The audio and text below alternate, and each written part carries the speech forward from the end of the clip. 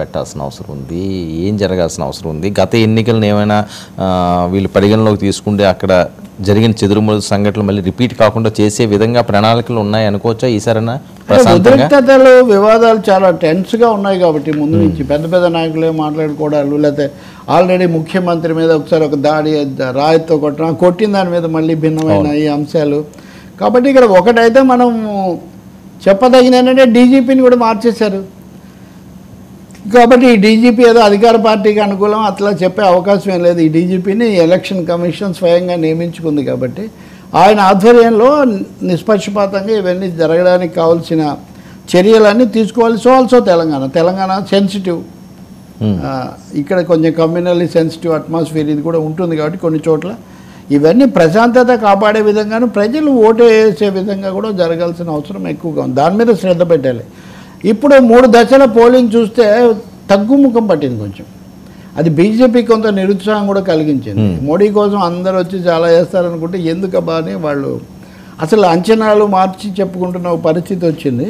ఇక్కడ ఈ రాష్ట్రాల్లో అయినా ఈ 2 రాష్ట్రాల్లో ఆ పరిస్థితి రాకుండా పోలీసులు అలాగే అధికార యంత్రాంగం అన్ని జాగ్రత్తలు తీసుకోవాల్సిన అవసరం ఉంది. పార్టీలు కూడా ఇంకా తిట్టుకోవడం అనవసరం. ఓటర్ ఒక డెసిషన్కి వచ్చి ఉంటాడు, మ్యాక్సిమం వచ్చేసినట్టు అనుకోవచ్చండి. ఓటర్ డెఫినెట్గా వచ్చి ఉంటుంది, డౌటే ఉంది. ఇంతకు ముందే ఈ 2 రోజులు కీలకమేమో కదా, ఖచ్చితంగా నిర్ణయం అంతే కదా. ఆఖరి నిమిషంలో కూడా ఈ మార్పు రావచ్చు కాబట్టి డిస్టర్బ్ చేయకుండా ఉండాలి. అందుకే తికమకలు, అబద్ధ ప్రచారాలు, విద్వేషాలు, లేకపోతే ఇదిగో అయిపోయింది అదిగో అయిపోయింది, అట్లా అయితే ఇట్లా ఉంటాయి, ఇట్లా అయితే అట్లా ఉంటాయి, ఇటువంటివన్నీ వాళ్ళకి తికమక గజిబిచ్చేస్తారు. ఎప్పుడు కూడా సంఘ వ్యతిరేక శక్తులు లేకపోతే తమ మీద ఓడిపోతున్నాము అని భయపడేవాళ్ళు,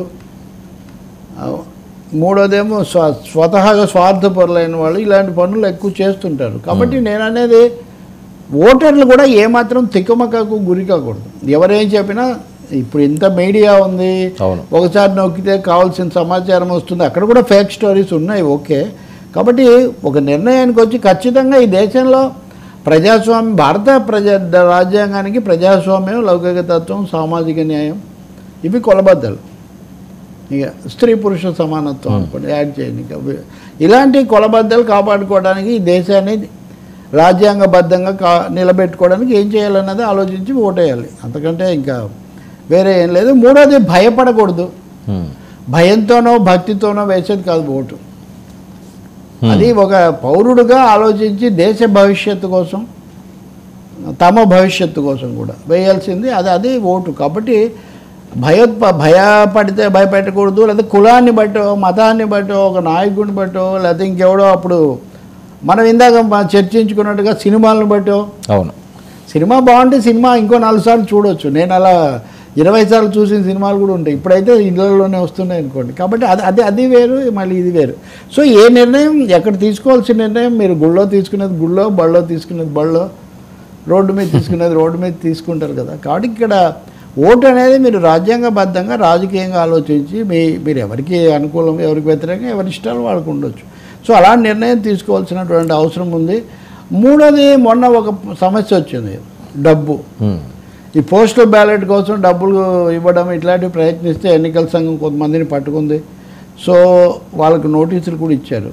అదేదో ఓటు అనేటప్పుడు ఎవరో ఏదో తెచ్చిస్తారు, అది వచ్చిన తర్వాత వేస్తాము, ఎవరో ప్రలోభాలకు లేకపోతే దీని మీద ఒకసారి ఇది 5 ఏళ్ల పాటు మొత్తం దేశం యొక్క వ్యక్తి యొక్క భవిష్యత్తు నిర్ణయించే ఈ ఓటును ఏదో టెంపరీగా ఒక నోటు ఎంత ఇచ్చినా కానీ, ఒకవేళ ఎన్ని వేలు ఇప్పుడు చెప్తున్నారు 2,000, 3,000, 10,000 ఇచ్చారనుకుందాం, అదే ఎన్ని రోజులు ఉంటుంది అది. దాని గురించి పైగా దాంట్లో ఎన్నో మెలికలు ఉంటాయి. కాబట్టి అమ్ముకోవడము అనేది ఎంత మాత్రం కూడా సరిగా తిరస్కరించాలి. నేనైతే చూసా యాక్చువల్గా మొన్న ఒక ఇంటికి నోటీస్ కట్టారంట, ఇక్కడ ఓట్లు అమ్మబడవు, మీరు రాకండి అని చాలా ముందే నోటీసు వాళ్ళు పెట్టేశారంట.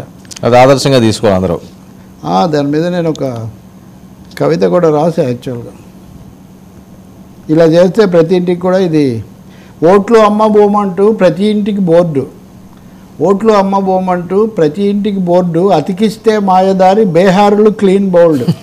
ప్రతి వాళ్ళు ఇలాంటి బోర్డు ఒకటి అంటిస్తే క్లీన్ బౌల్డ్, వాడు అక్కడే ఇంటికి వెళ్ళిపోతాడు. డబ్బుతోటి అధికారం కారు చౌక వ్యవహారం.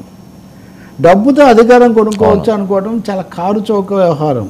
ఎందుకంటే కారు చౌక ఎందుకంటే వాడు కేవలం నీకు ఒక 2,000 ఇచ్చి అధికారమే కొనుక్కుంటున్నాడు. అవును. డబ్బుతోటి అధికారం, కారు చౌక వ్యవహారం, గద్దెక్కిన మరుక్షణం దేశ సంపదలు వేలం. వాడు డబ్బుతో అధికారం, కారు చౌక బేరం చాలా తక్కువగా తీసుకొని వాడు గద్దెక్కిన మరుక్షణం దేశ సంపద వేలం వేస్తాడు. అవును. కాబట్టి ఇక్కడ ఓట్లు అమ్మబడవు అనే ఒక బోర్డు అది గుండెల్లో కట్టుకోవాలి, అది ఇంటి ముందు కట్టుకోవాలి. ఎవడన్నా వస్తే వాడిని తరిమి కొట్టాలి. దీనికోసం తయారయ్యే బ్రోకర్లు, దళారులు, లేకపోతే అలాంటి ఉంటారు, ఒక బ్యాచ్ ఉంటారు వాళ్ళు. అలాంటి వాళ్ళను తప్పకుండా ఏమాత్రం చోటు లేకుండా వాళ్ళకి చేయాల్సినటువంటి అవసరం ఉంది. అలాగే కులం నిలబడ్డవాడు మన కులం వాడనో ఇంకోటేనో, మొన్న ఒక నాయకుడు ఇందాక మనం అనుకుంటున్న నాయకుడు పదే చెప్తున్నాడు కదా, అలా ఎవరు చెప్పరు. కానీ ఆయన ఎందుకో చాలాసార్లు కులం పేరు తీశాడు. మీ కులం అని మీరు ఓటేస్తుంటారని. మన ప్రజలు నిజానికి కేవలం అంత బలహీనంగా ఉంటారనుకున్న అనేక చోట్ల ఉండొచ్చు. ఇప్పటికీ కులం ప్రభావం కొంత ఉంటుంది. కులం వాడైతే పిలిచి అన్నం పెట్టండి, కానీ ఓటు పెట్టకండి. ఓటు అనేది అన్నం కాదు, ఓటు అనేది దేశానికి సంబంధించిన తాళం చెవి. అందుకని ఇలాంటి జాగ్రత్తలు తీసుకోవాలి. రెండోది, ఇప్పటికైనా మీరు చదవండి. నేను ఇందాక వస్తూ చూస్తున్నా, ఇప్పటికే అధికార పార్టీ వాళ్ళు పెడుతున్నారు ఏమని అంటే, టీడీపీ వాళ్ళు ఇంకా మేనిఫెస్టో ఇందులో పెట్టలేదు, ప్రణాళిక ఇందులో పెట్టలేదు, గతసారి తీసేశారు, మేమైతే పెట్టామని. ప్రణాళిక అనేది ఒక కొలవద్ద కదా. ప్రణాళికలు చూడండి ఇప్పటికైనా. కానీ చివరి కాసేపు లేకపోతే వర్మ లాంటి వాళ్ళ ఛానల్స్లో ఏం చెప్పారు, వాళ్ళకి వర్మ కావచ్చు, ఇంకో చోట ఇంకోటి కావచ్చు, అది మీరు చూడండి. అందుకని కొంచెం మినిమం అవగాహనతో వెళ్ళాల్సిన అవసరం ఉంది. సరే, ఏంటి ఈ మధ్యకాలంలో డబ్బు మధ్య ఇంకొక ముఖ్యమైనది ఉంది వర్మ, మీరు ఇఫ్ యూ గో బ్యాక్ అంటే మళ్ళీ మనం మొత్తం ఫాస్ట్ ఫార్వర్డ్ లేకపోతే రివైండ్ చేస్తే, తెలంగాణలో ఓటర్లందరినీ ఆంధ్రలో చేస్తున్నారు, లేదా అక్కడ ఇదంతా చాలా పెద్ద ర్యాకెట్ నడుస్తుందని ఒక హడావుడి జరిగింది. ఇప్పుడు కూడా బస్సులు చాలా ఇదంతా వెళ్ళిపోతున్నారు. ఇట్లాంటివన్నీ చాలా ఉన్నాయి. రైట్గా ఉన్నవాళ్ళు రైట్ వేలో వెళ్ళి రైట్ ఎక్సర్సైజ్ చేయొచ్చు. ఇలా లేనిపోనివి చేసి ఇలాంటి వాళ్ళ చిక్కుల్లో పడకుండా ఉండడం కూడా చాలా అవసరం. ఎక్కడ హక్కు ఉందో అంతవరకు దాన్ని చేయటం, అంతవరకే. సరే, ఇక్కడ ఎన్నికలు జరుగుతున్నాయి, అక్కడ జరుగుతున్నాయి. మొన్న పరిస్థితి వేరు, మన తెలంగాణ జరిగిన. సో దీనివల్ల ఏమన్నా ఓటు శాతం తగ్గే అవకాశం అది ఉంటుందా? అంటే రెండు చోట్ల కూడా చాలా మందికి ఓట్లు ఉన్నాయని. అంటే ఇప్పుడు అదే కదా, ఏపీ మీరు పెట్టిన వాటిలో ఏపీకి వెళ్ళే దారుల్లో భారీగా ట్రాఫిక్ జామ్, ప్రయాణికులతో క్రిక్కించిన జేబీఎస్ ఇవన్నీ మీరు పెడుతున్నారు కదా. నిజమే, అది రెండు రాష్ట్రాలు ఇప్పటికి కూడా అన్నదమ్ములాగా అక్కచెల్లెలాగా ఉండేవి కాబట్టి ఇంకా ఇక్కడ ఉన్న వాళ్ళు అక్కడ ఉన్న వాళ్ళు కూడా ఉంటారు. రెండు ఒకేసారి రోజు పెట్టడంలో ఎన్నికల సంఘం తీసుకున్న వ్యూహం కూడా అదే. ఇది ముందు ఇక్కడ తిని ఈ బంతిలో తిని మళ్ళీ వెళ్ళి ఆ బంతిలో కూర్చునే ఛాన్స్ లేకుండా రెండు బంతులు ఒకటేసారి పెట్టి ఒకరొకరికి కనబడేట్టుగా చేద్దామనే ఒక ఇది ఉన్నట్టుగా ఉంది. అయితే అసెంబ్లీ ఎన్నికలు కాబట్టి కొంచెం దానికి ప్రిఫరెన్స్ ఇచ్చే అవకాశం కూడా ఉండొచ్చు. ఏదైనా సామూహికంగా అయితే ఖాళీ అయ్యే పరిస్థితి కొంచెం దీనివల్ల కొద్దిగా నివారించబడుతుంది.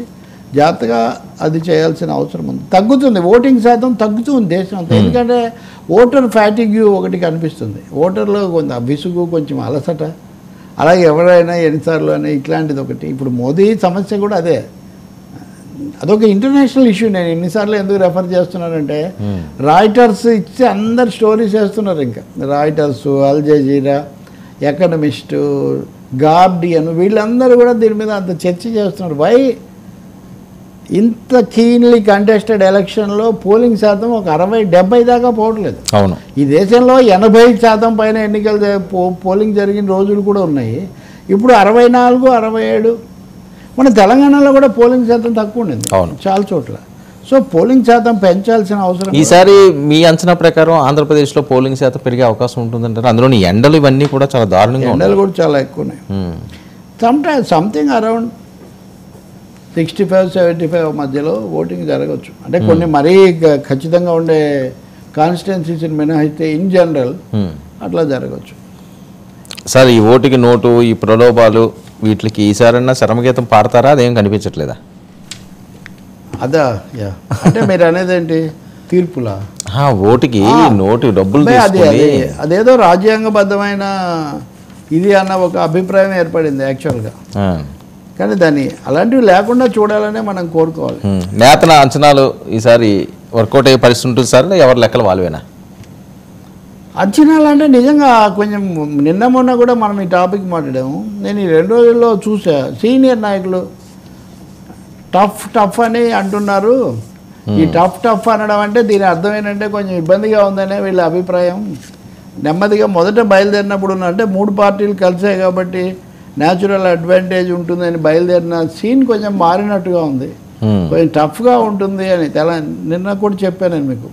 పేరు ఎందుకని ఒక తెలంగాణ మంత్రి 50-50 ఉంటుందన్నాడని, ముఖ్యమంత్రి ఏమో కొంచెం టఫ్గా ఉండేట్టుంది, ఏదో తేడా కొట్టవచ్చు అన్నారని. అలాగే కడప జిల్లాకు చెందిన ఒక చాలా సీనియర్ మాజీ హోంమంత్రి ఆయన గురించి నేను చెప్తున్నాడు, మొదట ఇటు అడ్వాంటేజ్ అనుకున్నాం కానీ ఏదో కొంచెం చాలా కష్టంగానే ఉండేటట్టుగా ఉంది అని. అంటే మొత్తం మీద యూనివర్సల్గా ఏం కనిపిస్తుందంటే పవన్ చంద్రబాబు కలిస్తే చాలనుకున్నారు, ఆ తర్వాత బీజేపీ కూడా కలిస్తే ఇంకా అడిషనల్ అవుతుంది అనుకున్నారు.